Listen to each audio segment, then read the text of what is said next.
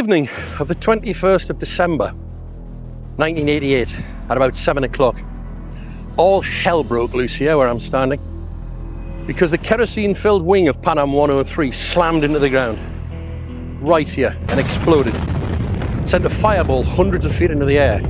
It threw 1,500 tons of soil and rubble and smashed masonry over there, blocking the roads, filling people's gardens.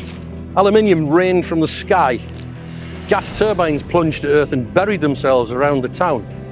And hundreds of people ended their flights, not in New York, as expected, but in amongst those houses, smashed through roofs, in through windows, wrapped around lampposts, into fences and hedges, lying in people's gardens.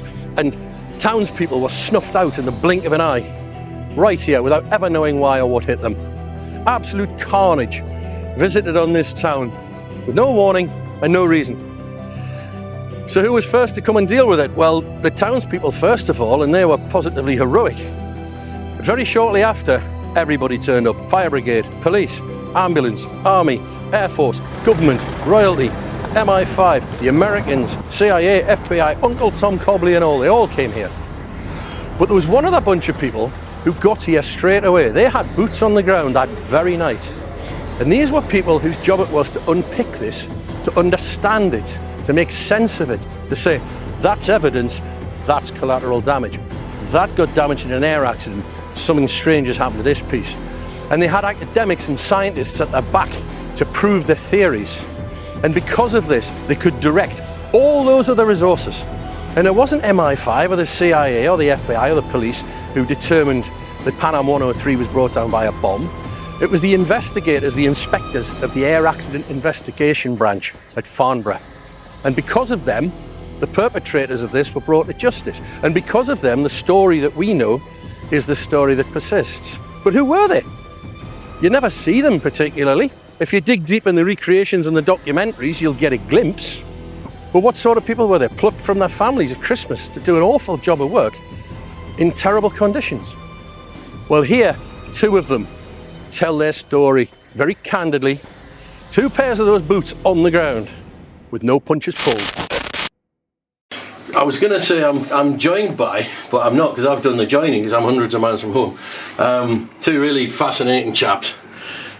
Steve, who I've known for 25 years. Yeah, since the Bluebird. Since the Bluebird project, yeah. Who you may have seen on programmes like Air Crash Investigation. And Andy, who I've not known for 25 years. 25 days, maybe. 25 days, who you might have seen on other programmes, such as Air Crash Investigation.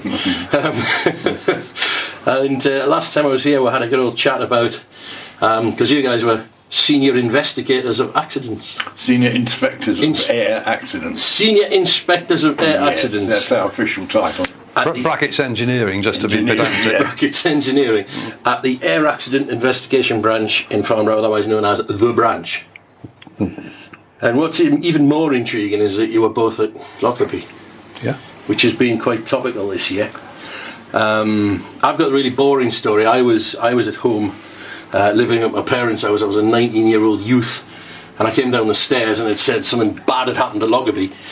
And I only knew it because I used to go fishing up on the Clyde, and I could drive there by the time I was 19. So I'd drive up through Brampton, Longtown, past Gretna, and then there'd be a sign for Lockerbie, and it was just a waypoint on my pilgrimage to go fishing. But I knew what it was. And Lockerbie, I've heard of that. Of course, I've been across it ever since. But I mean, what were you guys doing when it all hit the fan? Were you having your tea? Putting the kids to bed, I was. At that point, I was watching the Les Dawson Christmas show. Always was a favourite comedian, and that's something I sat down deliberately to watch, and that programme was interrupted by a newsflash. For our next programme, we're going over to the newsroom and Nicholas Witchell. Good evening. There's been a major air crash tonight near the Scottish border. A Pan-American jumbo jet carrying more than 250 people has crashed near the town of Lockerbie in Dumfries. Oh, so you saw a newsflash? That was your first? Yes. So they hadn't rang you from the branch on radio? I think I got a call from Dave King. Within a few seconds of that, I got a call from the same Dave King saying that something has broken up. It seemed to break up in the air over Lockerbie, or over the Lowther Hills. Lockerbie wasn't mentioned at that point on the official notification. So then, I presume it was dash off to the branch, or did you wait for further instruction? I think we might have had, I can't remember, because I lived so, well, we both did live so close.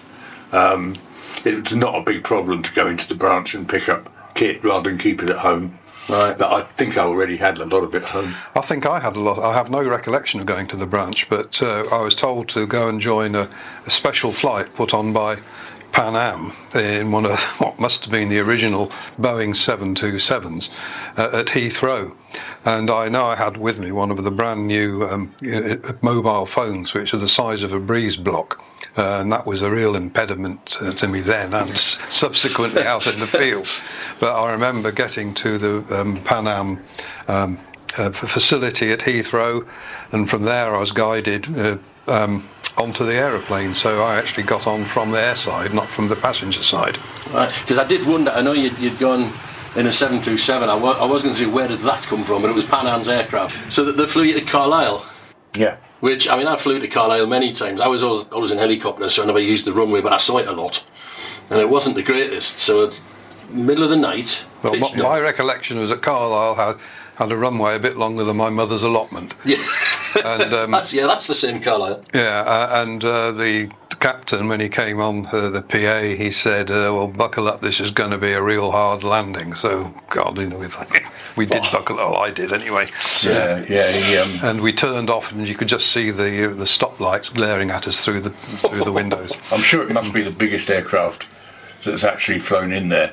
Yeah. Except I think that RF Hercules can get in occasionally. Yeah. But that was probably the heaviest and fastest aircraft. So you put the kids to bed, you've missed the Les Dawson show, and the next thing you're in Carlisle. Yeah. Where we stayed for a long time because somebody had organised some coaches, and a lot of the people on the passengers on the Pan Am jet were most stewardesses, the odd steward, and they'd been sent up to provide sort of comfort and assistance to any surviving passengers. And of course we didn't know at that time that there were none. Yeah. So we sat on the bus for ages while somebody decided what they would do with us. Right. So see, I have this kind of image of, you know, average person in Lockerbie, fairly unremarkable place at the time. You know, and you're sitting watching the Les Dawson show, and the next thing, all hell breaks loose, and it's raining shrapnel, and there's bodies crashing down, and fireball at the end of the street. Because you open the door, it's not going to go away. You can't rub your eyes, and it's gone. You kind of blink and, you know, pinch yourself and wake up. They were stuck with it until help came, and I would imagine the local Bobby came with his torch and went above my pay grade. So, Yeah. So when were you parachuted in? Did you go straight there, or did you have to wait till the morning? Or Some of us were taken to a hotel and where we shared rooms, and then there was an advance guard went up to Lockerbie and liaised with the police and got straight onto it. So I remember I shared a room in the hotel with a colleague, Rob Carter. Not that we got much sleep, and we got up and it was still dark because it was coming up to Christmas, and there were a few images appearing on the TV screens.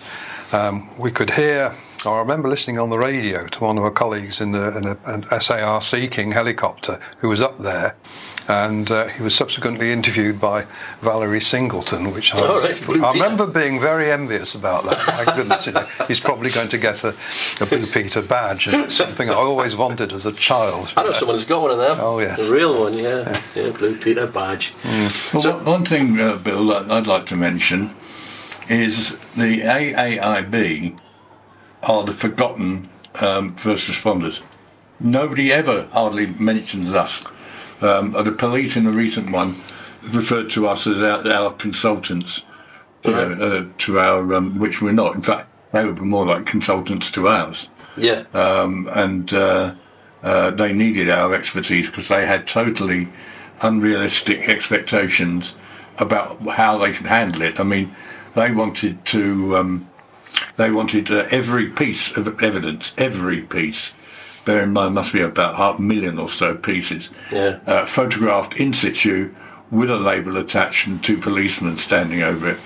Yeah, and photographed, and there just there's not that many labels. Still be there, and it'd still be there now. Yeah. Well, for example, if a substantial piece of structure landed on the ground, it would probably break up into others, and flakes of paint would come off, and you would get a scattering of debris, several times the number of the items on this table. So do you have one label for all of it, which seems a sensible way to go, or do you have a separate tag for every little item or flake of paint? But that's initially what they seemed to want to do, but pragmatism eventually won the day, I think, didn't it? What they agreed on in the end was to let us decide anything that looks at all suspicious, and then we call what they called a production team, which means that they would then do that, but only on the bits that we identified as interesting. Right. This is to ensure continuity of evidence, without which anybody that could subsequently be accused could easily get off. So they took you to the place, and Steve's described this to me in the past. Some of the carnage. It all seems to get, don't look at the bad bits. It all seems to get glossed over a bit. The fact that there was bodies all over the place, and I don't know, where did all the soil and the rubble and the bricks go from when the wing smashed that big hole? Was that just flung over the town? So you get out of the car. What did you think? What was your first thought? Well, my impression was just how enormous the site was, because we got a ride in a taxi from Carlisle up to Lockerbie, and I remember getting the whiff of kerosene, and then burnt kerosene, and then the smell of wreckage, burnt wreckage, which once you smell is with you forever. I can imagine. And there was sort of a few stones started appearing on the road, and the taxi was steering around those. Then the amount of rubble got more and more. And eventually we were in the middle of town, and we just went to the academy where we were told that where we were going to assemble along with the police.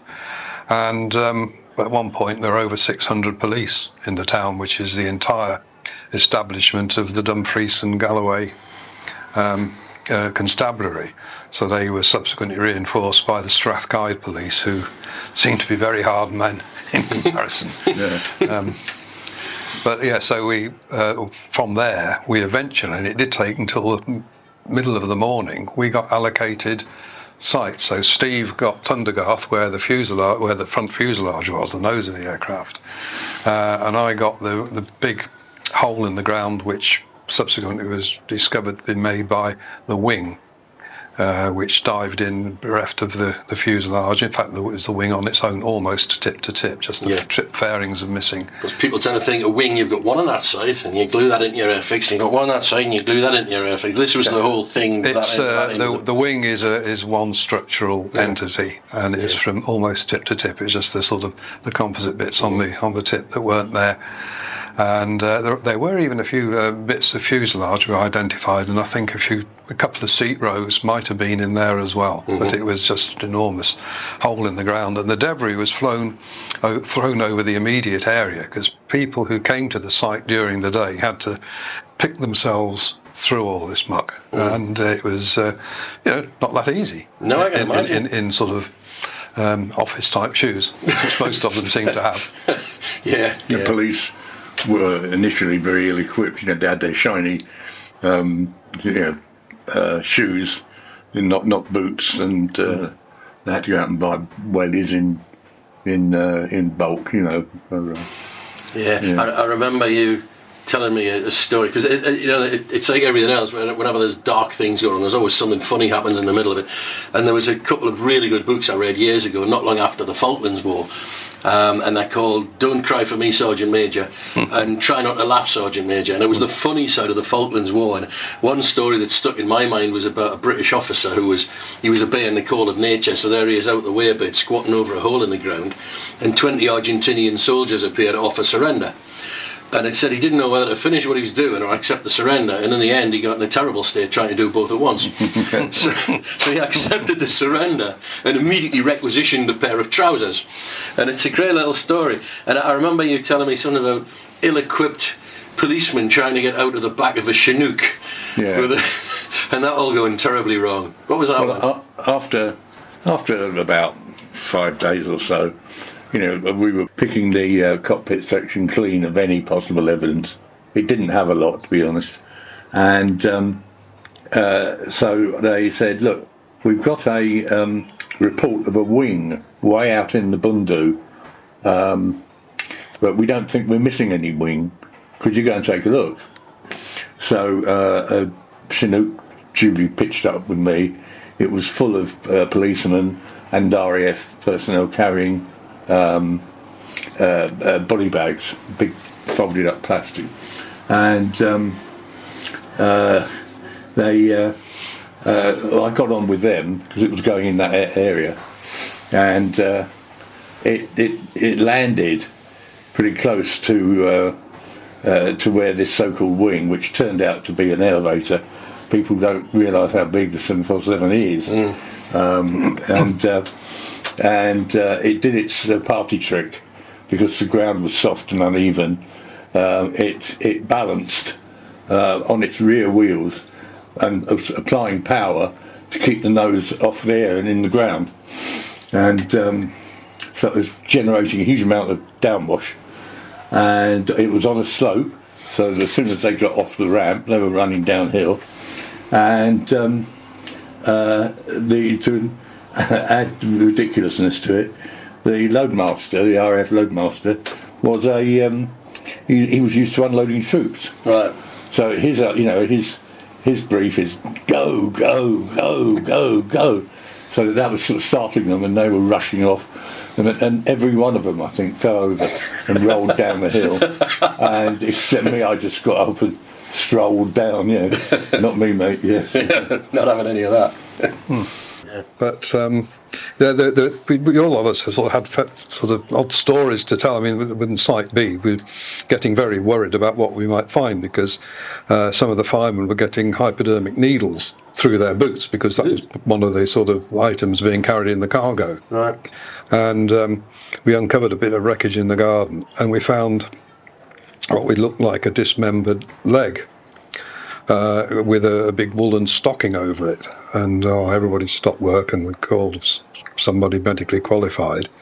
I think it was a doctor who came over, and he started unravelling the top of this sock, and a few of us sort of recoiled, and it was all obviously very squidgy, and this sort of dark substance started oozing out, and he just put his finger in and licked it, and the rest of us sort of held our breaths. And he says, it's Dundee marmalade.